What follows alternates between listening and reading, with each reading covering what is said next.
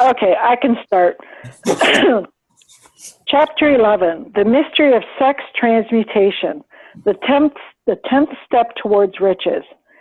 The meaning of the word transmute is, in simple language, the changing or transferring of one element or form of energy into another.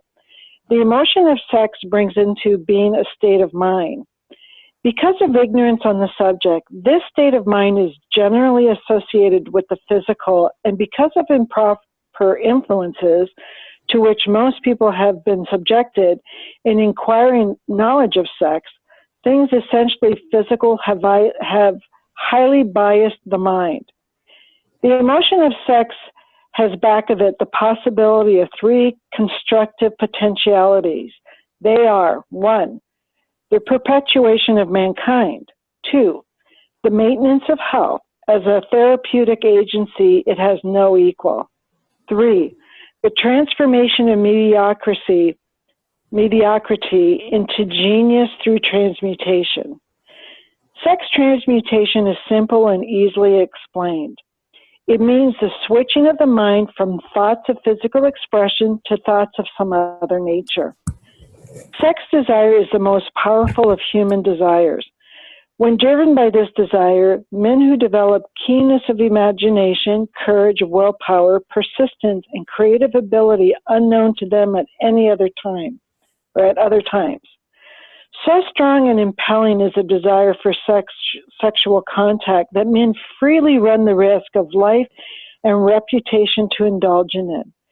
When harnessed and redirected along other lines, this motivating force maintains all of its attributes of keenness of imagination, courage, etc., which may be used as powerful creative forces in literature, art, or in any other profession or calling, including, of course, the accumulation of riches.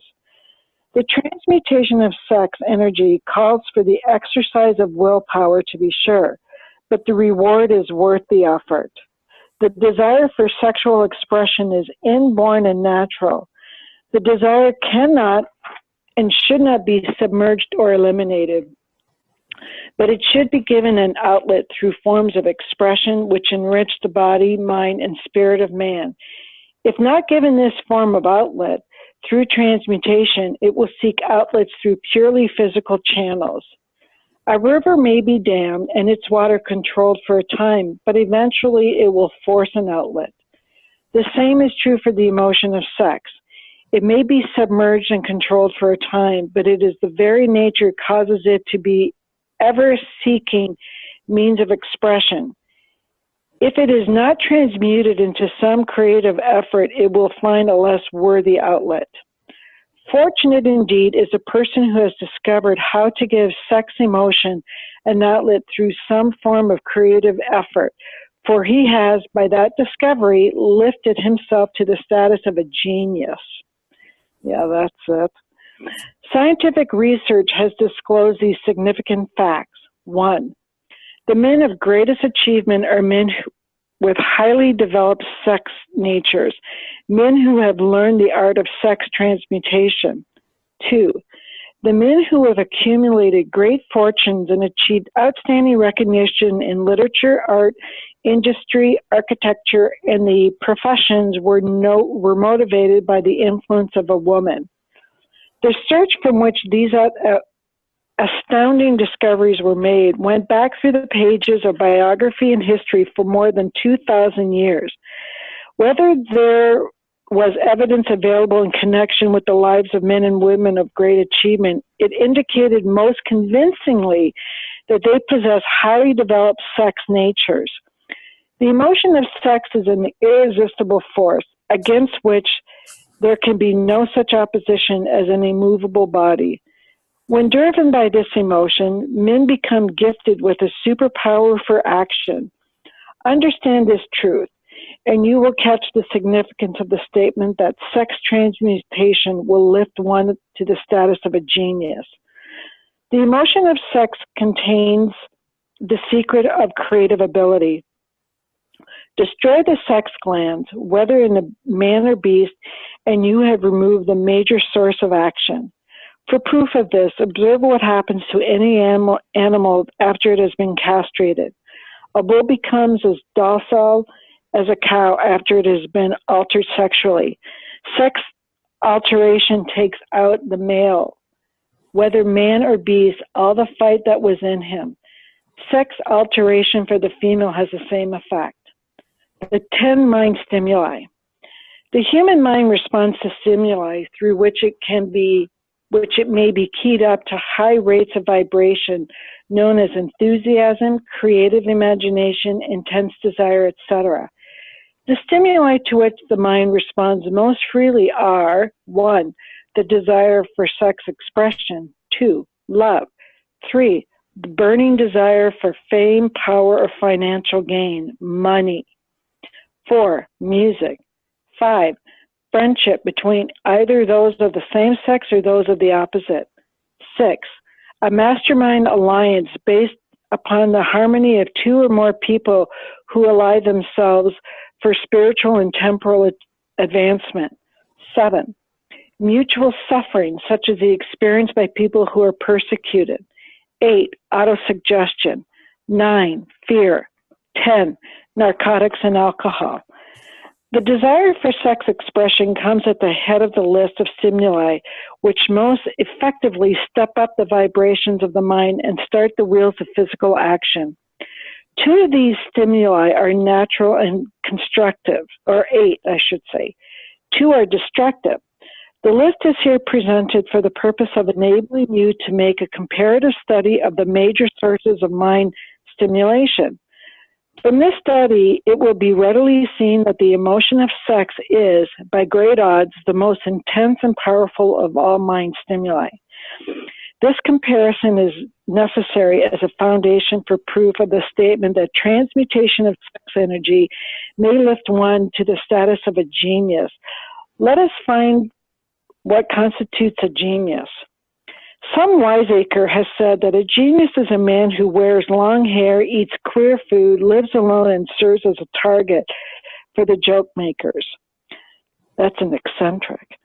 A better definition of a genius is a man who has discovered how to increase the vibrations of thought to the point where he can freely communicate with sources of knowledge not available through the ordinary rate of vibration of thought. The person who thinks will want to ask some questions concerning this definition of genius. The first question will be, how may one communicate with sources of knowledge which are not available through the ordinary rate of vibration of thought? The next question will be, are there known sources of knowledge which are available only to genii? I think that's how you say that. And if so, what are these sources and exactly how may they be reached? We shall offer proof of the soundness of some of the more important statements made in this book, or at least we shall offer evidence through which you may secure your own proof through experimentation, and in doing so, we shall answer both of these questions. Genius is developed through the sixth sense. The reality of a sixth sense has been fairly well established. The sixth sense is creative imagination. The faculty of creative imagination is one which the majority of people never use during an entire lifetime, and if used at all, it usually happens by mere accident. A relatively small number of people use, with deliberation and purpose aforethought, the faculty of creative imagination. Those who use this faculty voluntarily and with understanding of its functions are genii. I'm not sure if that's how you say it. The faculty of creative imagination is the direct link between the finite mind of man and infinite intelligence. All so-called revelations referred to in the realm of religion and all discoveries of basic or new principles in the field of invention take place through the faculty of creative imagination.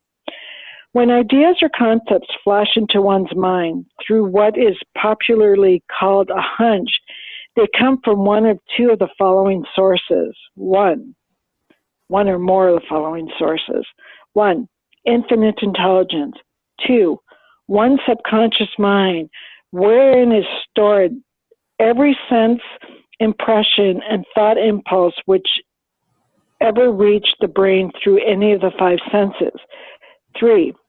From the mind of some other person who has just released the thought or picture or the idea or concept through conscious thought. Or 4.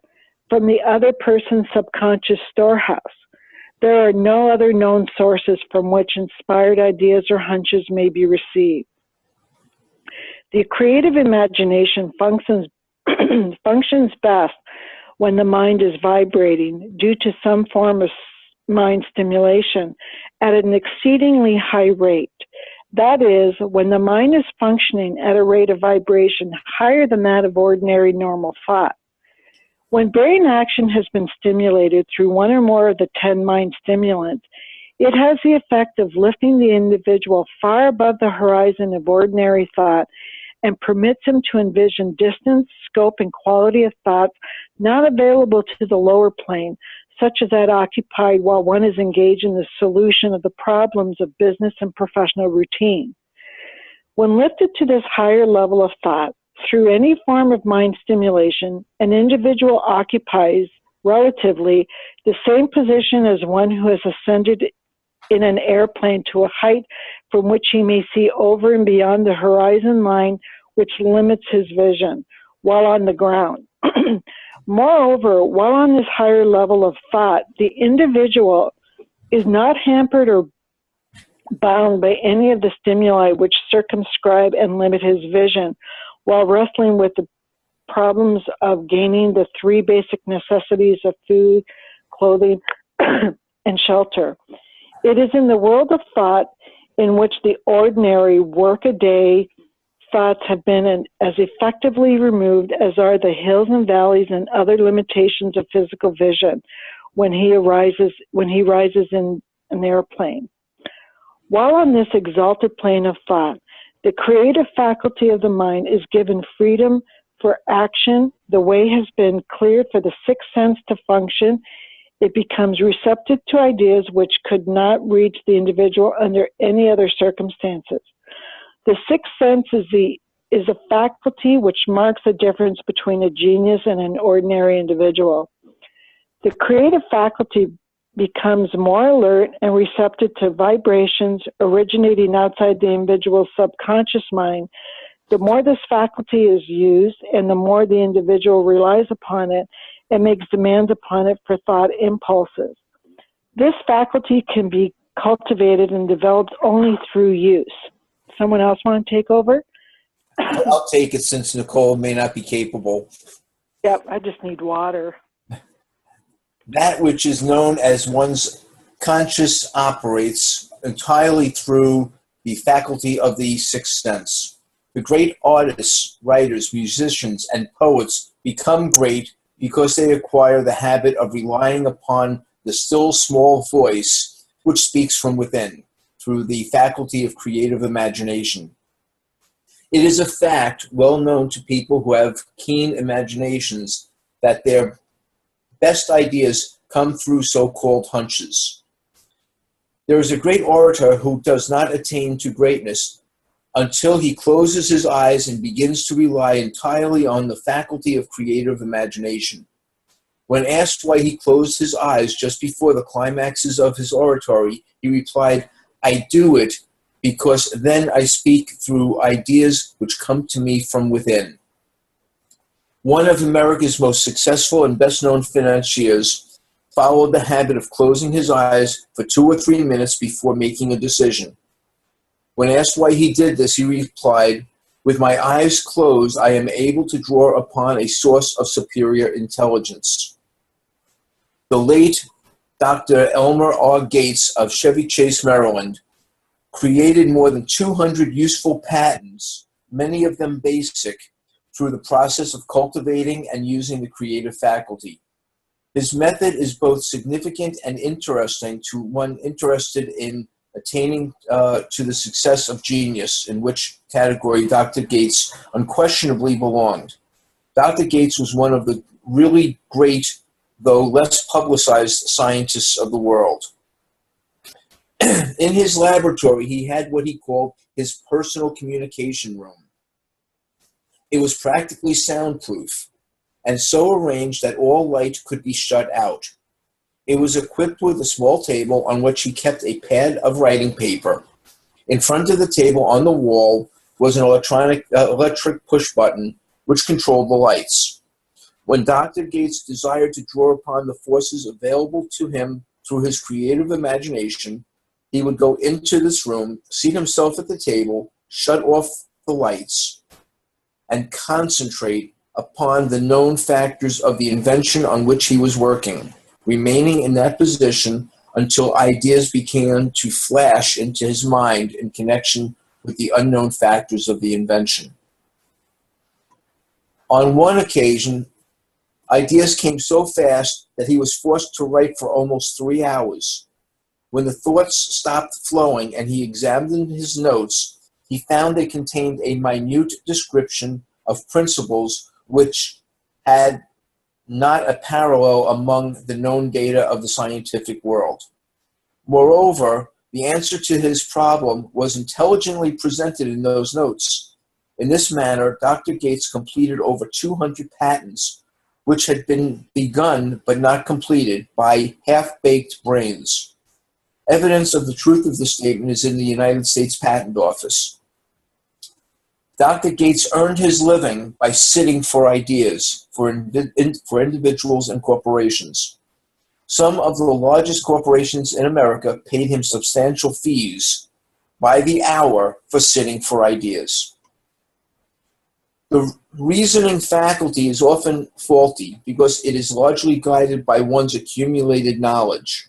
Not all knowledge which one accumulates through experience is accurate.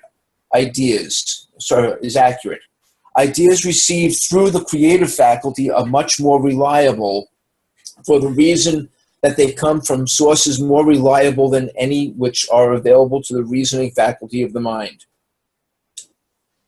The major difference between the genius and the ordinary crank inventor may be found in the fact that the genius works through his faculty of creative imagination, while the crank knows nothing of this faculty. The scientific inventor, such as Mr. Edison and Dr. Gates, makes use of both the synthetic and the creative faculties of imagination.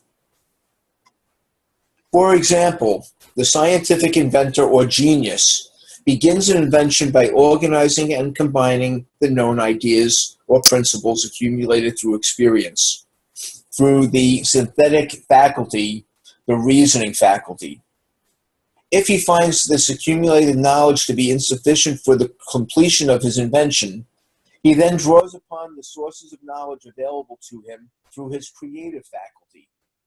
The method by which he does this varies with the individual, but this is the sum and substance of his procedure. 1, he stimulates his mind so that it vibrates on a higher than average plane, using one or more of the 10 mind stimulants or some other stimulant of his choice. 2, he concentrates upon the known factors, the finished thought of his invention, and creates in his mind a perfect picture of unknown factors, the unfinished part of his invention. He holds this picture in his mind until it has been taken over by the subconscious mind, then relaxes by clearing his mind of all thought and waits for his answer to flash into his mind. Sometimes the results are both definite and immediate, and other times the results are negative, depending upon the state of development of the sixth sense or creative faculty. Mr. Edison tried out more than 10,000 different combinations of ideas through the synthetic faculty of his imagination before he tuned in through the creative faculty and got the answer which perfected the incandescent light. His experience was similar when he produced the talking machine. There is plenty of reliable evidence that the faculty of creative imagination exists. This evidence is available through accurate analysis of men who have become leaders in their respective callings without having had extensive educations. Lincoln was a notable example of a great leader who achieved greatness through the discovery and use of his faculty of creative imagination. He discovered and began to use this faculty as the result of the stimulation of love which he experienced after he met Anne Rutledge, a statement of the highest significance in connection with the study of the source of genius. The pages of history are filled with the records of great leaders whose achievements may be traced directly to the influence of women who aroused the creative faculties of their minds through the stimulation of sex desire. Napoleon Bonaparte was one of these. When inspired by his first wife, Josephine, he was irresistible and invincible. When his better judgment or reasoning faculty prompted him to put Josephine aside, he began to decline. His defeat and Saint Helena were not far distant. If good taste would permit, we might easily mention scores of men well known to the American people who climbed to great heights of achievement under the stimulating influence of their wives, only to drop back to destruction after money and power went to their heads, and they put aside the old wife for a new one. Napoleon was not the only man to discover that sex influence from the right source is more powerful than any substitute of expediency which may be created by mere reason. The human mind responds to stimulation. Among the greatest and most powerful of these stimuli is the urge of sex. When harnessed and transmuted, this driving force is capable of lifting men into that higher sphere of thought which enables them to master the sources of worry and petty annoyance which beset their pathway on the lower plane. Unfortunately, only the genii have made the discovery. Others have accepted the experience of sex urge without discovering one of its major potentialities, a fact which accounts for the great number of others as compared to the limited number of genii. For the purpose of refreshing the memory, in conjunction with the facts available from the biographies of certain men, we here present the names of a few men of outstanding achievement, each of whom was known to have been of a highly sexed nature. The genius which was theirs undoubtedly found its source of power in transmuted sex energy. George Washington, Napoleon Bonaparte, William Shakespeare, Abraham Lincoln, Ralph Waldo Emerson, Robert Burns, Thomas Jefferson, Elbert Hubbard, Elbert H. Gary, Oscar Wilde, Woodrow Wilson, John H. Patterson, Andrew Jackson, Enrico Caruso. Your own knowledge of biography will enable you to add to this list. Find, if you can, a single man in all history of civilization who achieved outstanding success in any calling who was not driven by a well-developed sex nature. If you do not wish to rely upon biographies of men now living, take inventory of those whom you know to be men of great achievement and see if you can find one among them who was not highly sexed. Sex energy is the creative energy of all genii.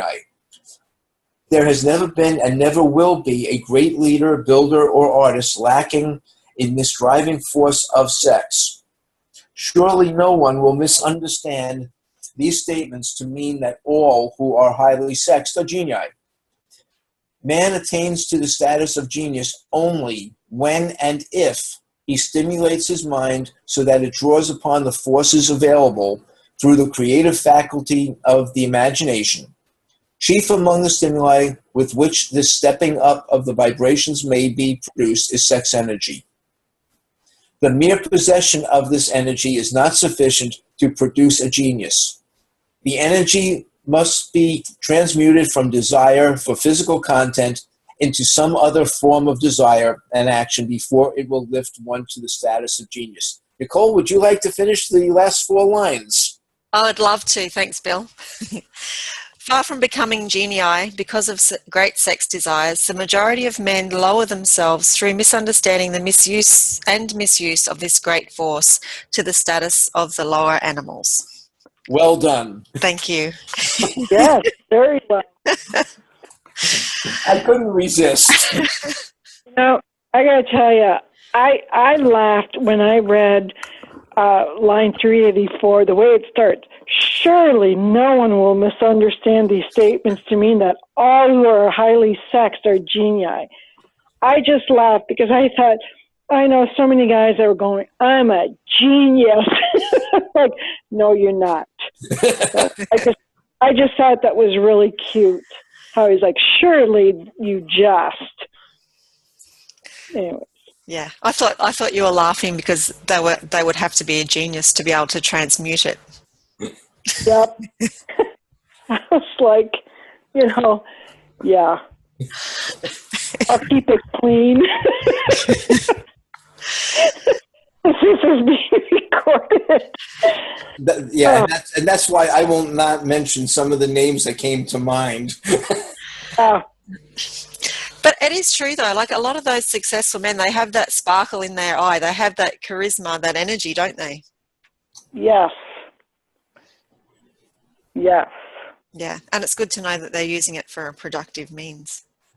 Well, Hopefully. and look at how, and just even think about, just if you go back to the lower nature of sex, how, guys could be, say, I'm just going to make this up. Let's say guys are like playing basketball, they're shooting hoops, right? And then some girls come along. I mean, I just remember my teenage kids. And all of a sudden you see the guys being more aggressive, they're trying to puff their chests out, they're just acting, because that's not how they normally act, but, because there's women around to impress, all of a sudden they're taking bigger risks. When you look at girls, too, they flirt more, whatever. And girls get more aggressive in sports when guys are around, too, to impress them. So, but I just thought that, I saw a lot of that with my kids when they were, around their friends, and how they change when the opposite sex, if that's what they're attracted to, would be around. Yeah, definitely. Yeah, he says here in line 21, when driven by this desire, they develop keenness of imagination, courage, willpower, persistence, and creative ability unknown to them at other times. So all of the things that he talks about us needing to be able to be successful are enhanced through the desire for impressing the opposite sex. Yeah. Well, when you're in love, or you lust after someone, the lengths you'll go through to try and get their attention, the persistence, the willpower to keep going after all the rejection, the courage, the imagination. I mean, it's true. And think about the greatest salespeople in the world. That being the male and the female who somehow get together after such a great effort of primping, trying to impress, etc. Yes. I read in the workbook, the 21st Century Edition, and I didn't read the whole thing. I just read a bit of it. But it said, people are more influenced by emotion than logic. And that's, exactly what this is. It's so true. Because it's an emotion. Yeah, I mean, and think about, in that regard, and I almost hate to bring up politics, but have you ever noticed that typically conservative people try to sway the argument through logic, whereas the liberals, progressive, etc., it's all about the emotion?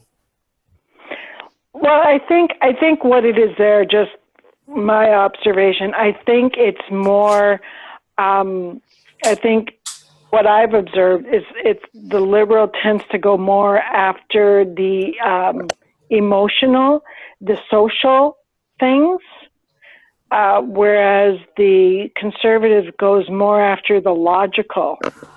Yeah, exactly. The economy, the, immigrant, whatever it is. It's just in general. But still, you know what? You could have the best campaign, whatever, and it comes down, charisma plays a big part in it. It's just huge. And, and without naming names, we've had people who have run that are, sexually bad people, but women still fell for them because of their charisma and their charm, and they defended and protected them. Where someone else, you know what I mean? Like it. Well, yeah. I mean, look, I knew. Go ahead. No, I was going to say it plays into like persuasion and charisma. I mean, just look at, so we won't make it current. Look at Jack Kennedy and Nixon. I mean, Jack Kennedy was a very charismatic, charming man, whereas Nixon was this pale-faced, grumpy-looking man. He was equally brilliant, but it seems superficial, but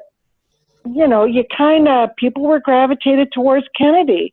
He could persuade them to his argument because of his character. Well, also, yeah, with the first televised debate, yes, and it was, that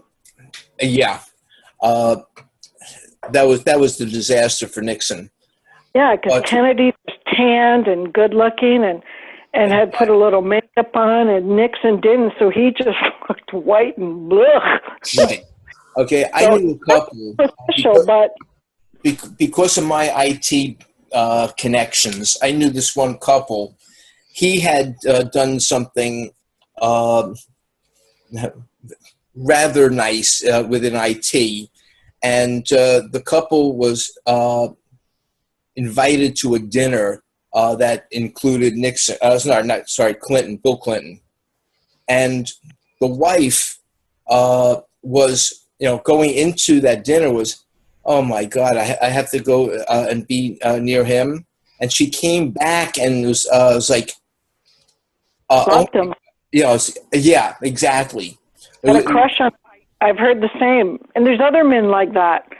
I mean, look at some of the just in general, look at some of the criminals who women flock to that are in jail because they're charismatic. It's like, but he murdered someone, or he, you know what I mean? Like there's just charisma. Exactly. Okay. And that's, that drives right into what we're talking about here. Okay. You're charismatic. Okay.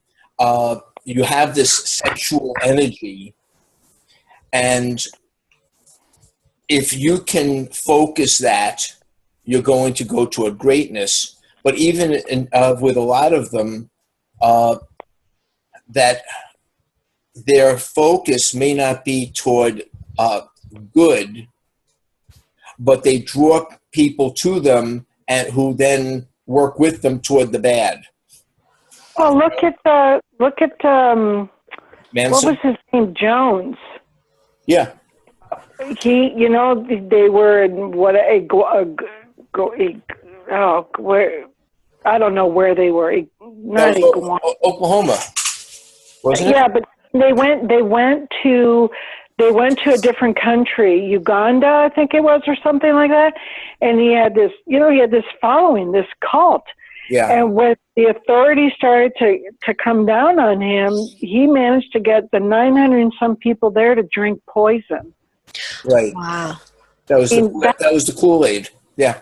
Yeah, exactly. He poisoned the Kool-Aid. I mean, I don't think everyone was a willing participant in that, but it was forced. But still, that you would, and again, he was very charismatic. And a lot of these leaders, David Koresh, another one, very charismatic. Even who's a nut job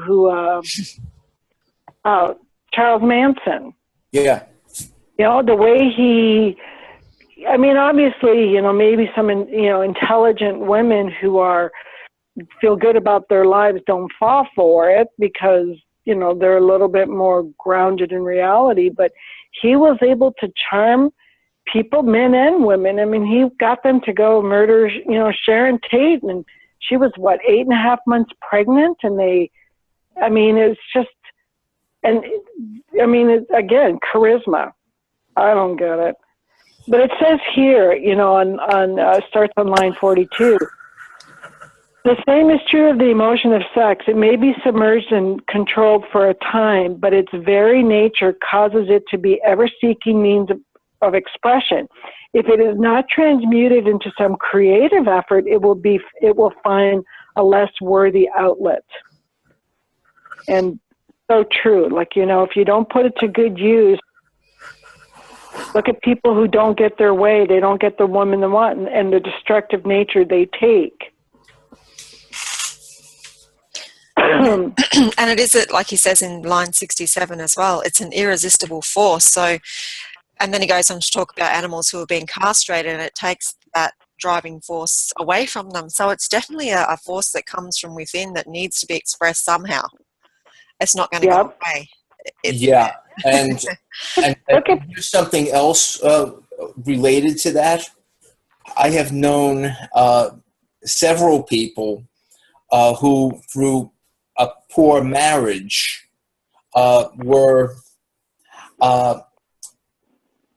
I'll just call it logical castration, okay? Because it wasn't physical, all right? And and those people who were somewhat dynamic just, you know, lost all of their dynamism, okay? They just became a non-entity, effectively. Because they were emotionally castrated? Is that what you mean? Or yeah, I mean, you know, they in were a marriage. Okay, guys who married the wrong women, who, you know, during the dating process, they didn't realize what the woman was really like. Yes. Then they got married, and the woman basically dominated the whole marriage to the point where he just gave up. Yep. Okay? It's the same type of thing. Well, and it's not just men. I mean, I know.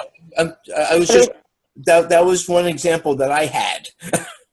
Yeah, I mean, and it's true. I mean, you lose, you know, I mean, because I was in a similar situation. That's why I said it's not. But, you know, I mean, it was like, you know, I just wasn't happy. I just wasn't, you know, I just didn't care. I was resentful of other people's happiness because I just, you know, there was that missing component for me. And then the other thing I was going to say is, as far as a sex gland, is you think about teenagers and their raging hormones. Talk about irresistible force. Yeah. You know, and they don't know what to do with it. I mean, you know, they figure it out eventually. Unfortunately, yes. They do, but initially, there's just so much pent up. You know, they're acting out. They're volatile. They're all sorts of interesting emotions. And this day and age, with technology the way it is, it's happening so much earlier and so much earlier in each relationship as well with the kids. Yeah, and I think I don't know if it's so much technology, but I know one thing that this is my personal opinion, but like you think about what we eat and drink and just the hormones that they're given, the animals. And I don't know. I mean, I don't know, but you just have to wonder because they're maturing they're hitting puberty at a younger age, some. Yep. And you just wonder, it's like, what is it? Is it because of what's being done to the animals, the hormones and, to get them to grow faster and all that? So, yeah, it's definitely interesting. It is. I tend to wonder about that as well. And what I was talking about with the technology is, they say more over a chat conversation than they would face to face back when we were teenagers. So a true. lot more is said, and there's a lot more promiscuous conversations happening earlier with teenagers. Well, look at the teenage girls that they post a picture of themselves topless, or they flash to show the guy because the other girls do it. So that pressure, my God, I'm so glad my kids' cell phones were just coming around. I was having this conversation with my kids the other day, and they call it nudes. And apparently these days, it's almost not a big like deal. common. Yeah, it's just, I have his nudes or I have her nudes on my phone. Here, have a look. Yeah, and the fun stuff, what they don't understand at this point is that all of that stuff is going to come back to haunt them in another 5, 10, 20 years. Yeah. But I would say, at least for me anyways, it's like, I would never, even if someone were running for president or whatever, it's like they were teenagers. And you're right, but they were teenagers. And so to me, it's like, I'm not going to hold that crap because I probably did I know I did stupid things. Thank God, people didn't have cell phones or whatever. It's like, as a teenager. So that's where it's like, I'll let it go. But adults, though, the young adults, in their 20s, yes, I agree with you. It's like, okay, you're now a responsible adult, but again, they do it, sexual pressure. They're trying to impress the person. They've got those stimuli going. Yeah, and they're completely focused on that. They've got their blinkers onto everything else. It's a terrible time to be studying school because they're not focused on that at all. They're focused on the opposite sex and impressing them. Exactly. And so to me, it's like I might be old-fashioned in this way, but I look at some of the girls, and how they go to school. And I'm sorry, but, some of the schools here have banned the yoga pants. They're just too revealing. You know what I mean? Because they're just really revealing. And, you're in school and the little spaghetti straps or the low cleavage and all this. So they're starting to put some dress codes in because it's like, okay, it's just very distracting for young teenage boys to try and study when this girl's got, the yoga pants and so. And I'm not against that because it's like, okay, you know what? After school, whatever. But in school, you're there to learn, and let's do what we can to not sex ourselves up for school. And it's happening in middle school, and it's ridiculous what goes on. What I've heard from my kids is like, my God. So yeah, and it's happening it's happening in the schoal grounds during school time these days. Yeah. We're in buses. Like I don't know. I remember hearing from my kids that, some girls would, do to boys on the bus. And I'm like, you're on the school bus. There's other kids, but it's just not a big deal. I'm like, okay, this was when my daughter was telling me when she was in 8th grade that there were some guys and there were 2 girls and they just did all the boys and they both did. And, and I'm just like, ew. But, it's like, what's not a big deal? Unfortunately, in our country, it started with a president who basically said, blowjobs weren't sex. And my middle school child repeated that, well, that's not sex. So I'm like, excuse me? But that's, what they heard from adults. So boys brainwashed the girls. That's all I can say. They picked up on that quickly. Yeah, but yeah, I use that one. Yeah, it's pretty bad. And I'm, on this list here, when it talks about the 10 stimuli, I was surprised there were only 2 that were mutual suffering and fear. But then I thought, well, what about maybe this falls under fear, but like jealousy, envy? I mean, that can be a real strong stimuli. I would say that comes under fear, because I would think jealousy would be a fear of loss. Okay, yep, that's true. And envy would be fear of poverty. Yep. Yeah. Yeah, good point. Yeah. I like the way he starts to explain about how we can use these to key up the vibrations of our mind to tap into broader perspective. And I love the way he explains it like it's like being on an airplane and seeing things much more clearly and a much broader perspective, and the mountains and valleys disappear, and he likens those to all of the busy things that are going on in our lives that stop us from being able to focus and see things clearly, to, you know, make breakthroughs with ourselves and do the things we want to do.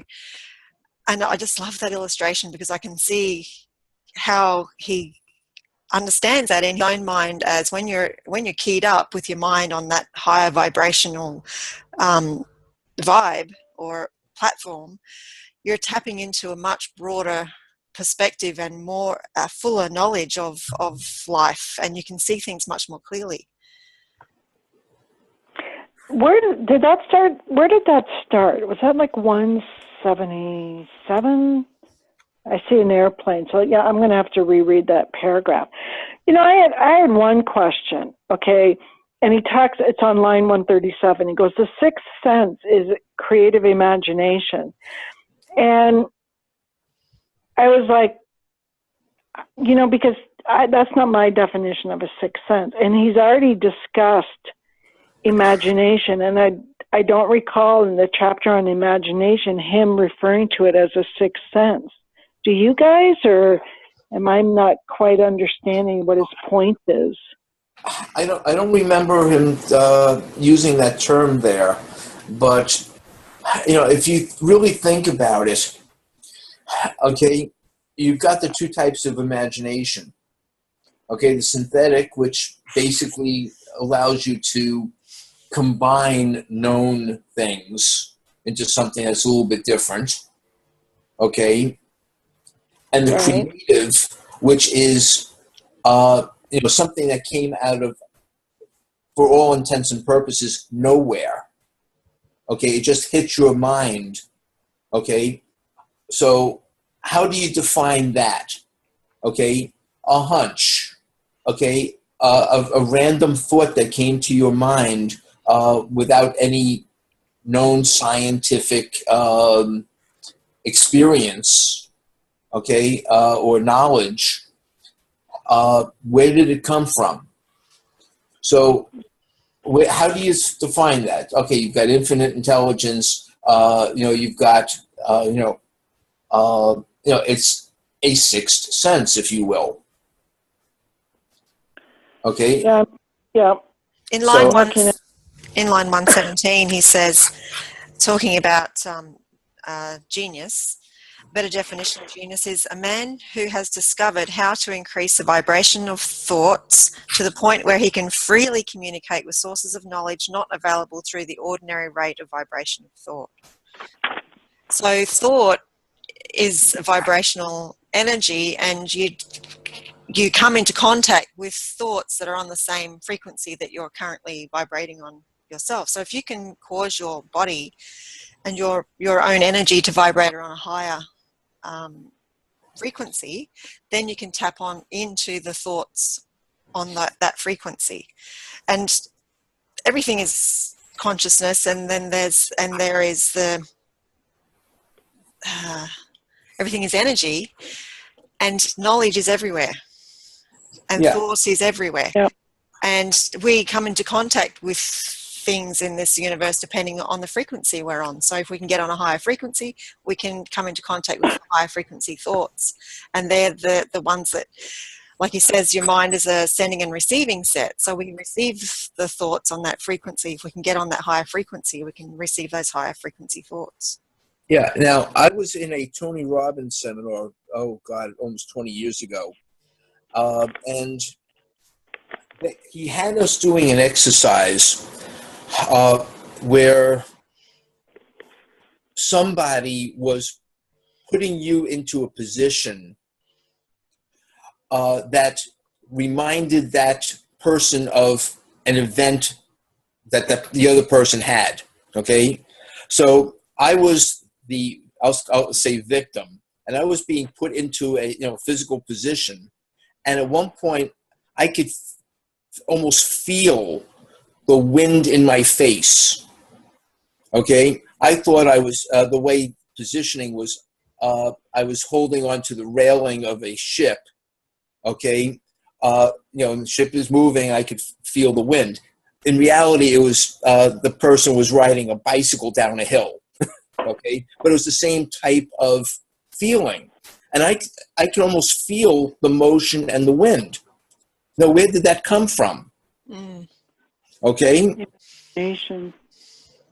so it had to have come from that other person's mind. Well, it says here, let me just read this to you. This is from chapter 6 on the imagination. And it says, line 47, it says, he talks about the two forms of imagination. And he says, creative imagination. Through the faculty of creative imagination, the finite mind of man has direct communication with infinite intelligence. It is the faculty through which hunches and inspirations are received. It is by this faculty that all basic or new ideas are handed over to man. It is through this faculty that thought vibrations from the minds of others are received. It is through the faculty that one individual may tune in or communicate with the subconscious mind of other men. So that's what you were talking about. Right. And so if you just re-term that as the sixth sense. Yep. Okay. Yep. And and it even says, I'm sorry, I was going to say on line 151, he talks about that creative imagination and where it comes from. And it says, infinite intelligence, your own subconscious mind, the subconscious mind of someone else. Mm-hmm. Or someone else's storehouse or something like that. And it's like, yeah, okay, I get it now. Yeah. And, it's available to all of us. Like we all have this faculty, but life is so busy and noisy that we forget to stop and tune in. And then it becomes like a foreign thing to do.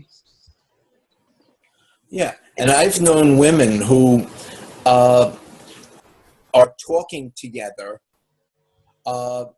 They're using, I'll just say, sentence fragments, and they know exactly what the other person is talking about, and no one else in the room could understand what they were saying. Yep. Yeah. My husband and I are like that. Where sometimes he'll start a sentence and I'll finish it. And he goes, "How did you know?" And it's just like, I think it's because I control his mind, but don't tell him that. He just laughs whenever I say that. Like, because I was controlling your mind. I thought the thought first, but it's true. I think that you're on the same vibration with someone. You tune in sometimes, and if you're around them a lot, I think you do. You kind of read each other's energy. Definitely. Yeah, and think about that in terms of the mastermind. Yep. Two separate minds that together are worth more than two minds. It's more like three. Yep. Synergy. Exactly. Yep. Yeah, we talked about that whenever that was, and it's like, yeah, that's so true. I mean, you and I could work independently, but if we work together, it's almost like exponential, the energy and the thoughts and the ideas that come out. Because I think, like it says, you're getting ideas, you're picking up the other person's thoughts or what they have in their subconscious mind. Mm. And, you don't have to be in the same room. Like when Christos and I were masterminding for the Synergy Mentoring Academy, we were meeting twice a week online, just using Zoom, the same as here, the way we're speaking. And because we were working on the same project and talking so regularly on the topic, and also studying this material together as with part of the group, we would start to understand what the other person was about to say or in the process of saying before it was said. And that was only over a short period of time, and online. I don't know where Cyprus is in relation to Australia. It's pretty far away. But, you know, it doesn't take very much for that to start happening. You don't have to be living in the same house day in, day out. It's quite a strong faculty that we have. And I think that the more we use it, well, he says in this chapter, the more we use it, the stronger it gets. Yeah. And I think that's where, and I have not been good at this, but the meditating. Yeah. You know, doing that on a regular basis, even for 5 minutes. But, you know, it kind of puts you in a more consciously aware state throughout the day even. You're, if you can stay in that. Kathy, you're just dropping in and out. Have you moved or? Is this better? Not yet. Okay. That's it. That's kind of weird because I'm in the same spot. Is that better? Yeah, you're back to normal now. Oh, okay. That's and you guys always complained about me. Yeah. And well, I figured that one out. I moved my webcam closer to where the microphone is, and now I'm talking to the microphone, and it's there. Well, when you were reading, there were a couple times where you started to do the fading in and out, and then you corrected. I don't know if you were looking away or you were doing something. Well, I think my chair slid back about 6 inches, and I brought it back in. So I'm curious how, you know, he talks about people that have had this strong sexual whatever, and I'm just wondering, it's like, how when they went into history did they know this? You know, they don't. I mean, look, I think what's going on here is, you know, the historians. I mean, it's well known about Lincoln and Rutledge, and it's well known about Napoleon and Josephine. Okay. To use just you know, the two of those cases, right. But you know, you go back and you've got like Antony and Cleopatra, and you know, Caesar, and you know, a couple of the others who the stories all talk about women involved in their lives, okay, and how, you know, let's say like Cleopatra pretty much demanded of the men in her life that they do certain things. Okay.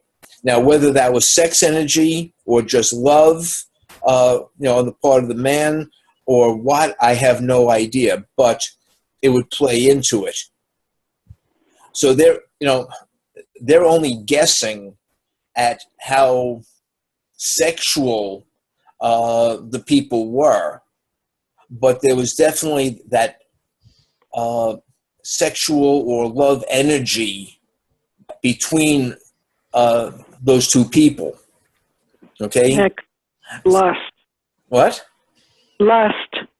Well, whatever, you know? Yeah. So, you know, whether, Caesar was highly sexed or not, you know, I don't know, but he sure, fell for Cleopatra, and then Antony, the same thing. Okay. And look what they did or what they accomplished. And, you know, was it because of Cleopatra, or was it, for some other reason? But, you know, so the historians at this point can only guess based on the tales that came from that time. Yep.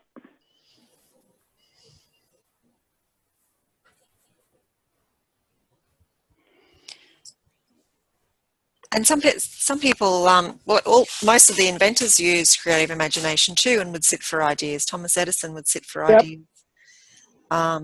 And I'm not sure who this other person that he's talking about here is, but he was paid money to sit for ideas, and he had his room. Yep. You know, and on 340, it goes, among the greatest and most powerful of these stimuli is the urge of sex. When harnessed and transmuted, the driving force is capable of lifting men into that higher sphere of thought, which enables them to master the sources of worry and petty annoyance, which beset their pathway on the lower plane. And isn't that true? Yeah.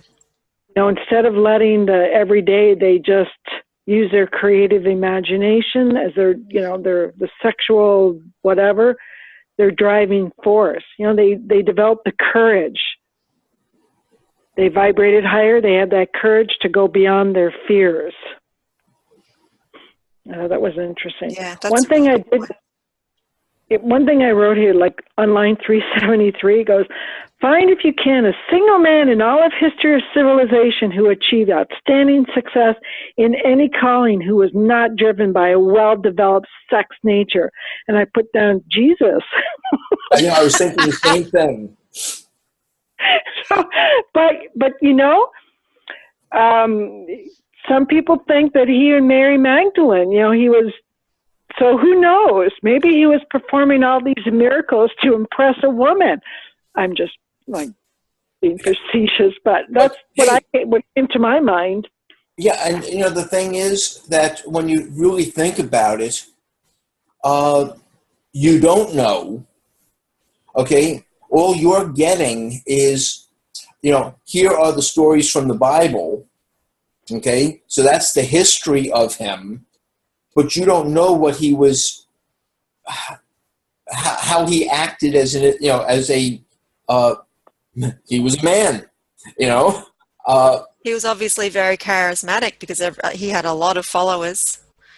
Right. And he was obviously very good at transmuting that into more worthy things like real love and healing people and teaching people and caring for the people. Yep. But who knows what happens behind closed doors? Exactly. So true, because, you know, I mean, like they said back then, Jewish men, if you want to call them that, you know, they were married by the time they were 12. So who's to say that, you know, I mean, who knows? I guess, you know, something we can ask our soul when we go to heaven. It's like, so what's the real deal here? Because, you know, what would have been wrong? I mean, I don't know if any of you read the Da Vinci Code, but after it, my mom's a devout Catholic, and I talked to her, and she read it. At first, she wasn't going to because, you know, the Catholic Church was so against it. But, you know, I just said, well, what would have been wrong if he was married? I mean, when you think about it, like, does that make him any less powerful if he was married? Like, I don't know. And I think it doesn't really make a whole lot of difference. Okay. Yeah. You know, there was nothing that said. You know, it was only the Catholics who said, like priests can't marry. Okay, why was that? I don't know. I think power. Well, and again, you know. You look at some of the stuff, like, you know, from the Bible and how organized religions have evolved over time. And, you know, I always had a good time talking with one of my Jewish friends who, and I asked him one day, okay, so why is this something that you should not eat? As far as being kosher, okay? And he went in. I said, but that doesn't really make any sense today. Okay? He says, yeah, I know, but this is the way it always, came about. And part of it was, historically, because they were eating on like wooden dishes and or unglazed pottery, okay, how the germs could get into the dishes and therefore cause other problems, okay, but that was why it was written in the Bible, okay, or that's the thought. But when you take a look at a lot of this stuff, it's like, okay, well, the Catholics don't believe in priests being married, but all the other Christian churches encourage their pastors or priests to be married. Okay, why? I don't know. I think a lot of that. I'm sorry. I was going to say I think a lot of that is man's laws, not God's laws. Exactly. And is it for power and control? If you have the priests not married, so they don't, there's not a conflicting power over the man, like he's not having to, but his wife's saying one thing. And then, is that why they threw and men can't sleep with other men, to make sure that, okay, you can't be married, but you can't be with another guy either. I mean, who knows? Well, and you take a look at a lot of the churches where you have also a nunnery, and you had tunnels between the two. So hey, I don't want to go there. Read that. So here's something I wanna point out, because this is, and I have a good example of this. My husband. Okay, the second to last paragraph, the big one there. It says, okay, surely no one will misunderstand these statements to mean that all who are highly sexed are genius. We all agree that's not the case. Then it goes on, man attains to the status of a genius only when and if he stimulates his mind so that it draws upon the forces available through the creative faculty of the imagination. Chief among the stimuli with which this stepping up of the vibrations may be produced as sex energy. The mere possession of this energy is not sufficient to produce a genius. The energy must be transmuted from desire for physical contact into some form of desire and action. I underline that, before it will lift one to the status of genius. So I'm going to give you an example, okay? My husband and I, he was in Chicago. We're 7 hours apart. And, he had feelings for me. And so when our relationship initially, and I mean initially started, because of his desire to be here, he had come up with thought of a 2-year plan of how in 2 years he could be here with me. And sure enough, 2 years later, he moved here. But it was that desire, sex energy, whatever you want to call it, the woman behind the man. But he used his creative imagination, came up with the plan, and started to kind of put things in place. And boom, 2 years later. I mean, I just thought, yeah. He and my daughter, sometimes I look back at events in their lives, I'm like, boom, walking example. It's easy for me. It's easier to see it in others than in myself. But yeah, so I'm gonna call him a genius. He'll probably faint. No, I'm kidding. But then it ends with, far from becoming a genii, because of great sex desires, the majority of men lower themselves through misunderstanding and misuse of this great force to the status of the lower animals. And it's true. They don't use it to propel them. They're angry. They become, jealous. And not just men, women too. But I think I like how that ends, because it's true. A lot of guys don't use it for good. They tend to use it and spiral down instead of moving up energy-wise. Yeah, and they just chase after women.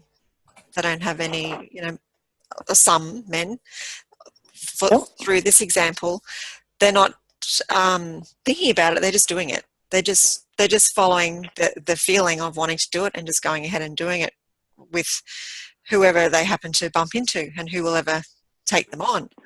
They're not using their morals and their values to propel them on to bigger things. They're just staying at that level of whatever I feel like I want to do, I'll just do.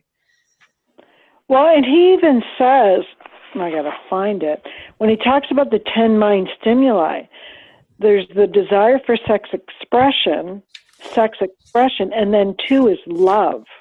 Yeah. So I think those that spiral, that rise up, combine 1 and 2. Yeah. And I think those that spiral down to just animal, just think of the physical. Yeah. Exactly. Yeah. Good chapter. Yeah. Partial chapter.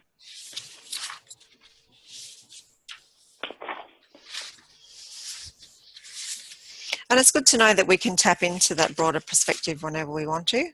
And the more we do it, the better at it we'll get. Yep. Absolutely. Yeah, I mean, I thought this was I'm interested in reading the next